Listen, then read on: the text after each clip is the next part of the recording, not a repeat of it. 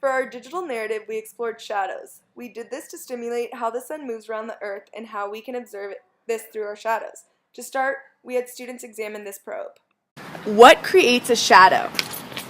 Well, normally what creates a shadow is like an object with the light shining behind it, because since that's like shielding the rays of sun to the floor, it creates like this dark figure instead of seeing the sun.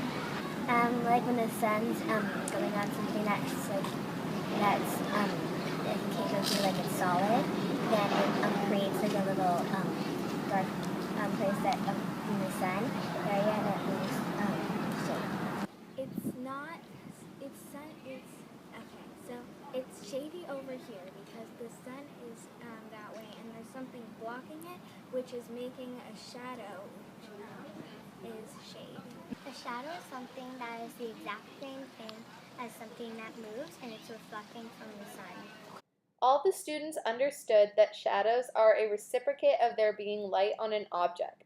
Then, using the probe, we asked students how to change the size of the shadow. How can you make the shadow bigger? By moving the object closer. How do you think moving it closer makes it bigger? Because if you move it closer to the light, then it's a bigger shield than it. Most of the students had answers similar to this one.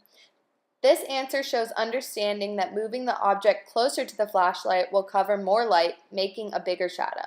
Well, like in the picture, she has a flashlight and she's moving light. If she moves her hands closer, it gets bigger until it blocks the flashlight, and then it's gonna be completely dark. So you think, what would happen if you moved the flashlight closer to your hand? It would get bigger. The shadow would get bigger?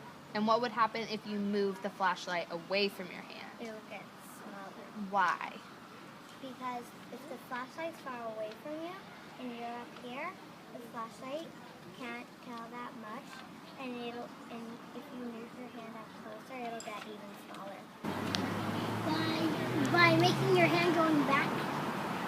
Go back? Yeah. So would the flashlight be farther away from your hand or closer to your hand? Farther, because like if you have a flashlight doing the thing, like make a shadow, then you need to move the flashlight farther. This male student has demonstrated a possible challenge that students might have during this lesson. Transitioning away from the flashlight on our visual sheet, we asked students to now imagine that the flashlight is the sun. Students were then asked why our shadows may change throughout the day in relation to the sun. If the flashlight is the sun, why might our shadows change throughout the day?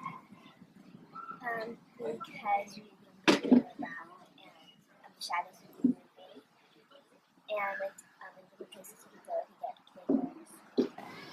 Because the flashlight is here.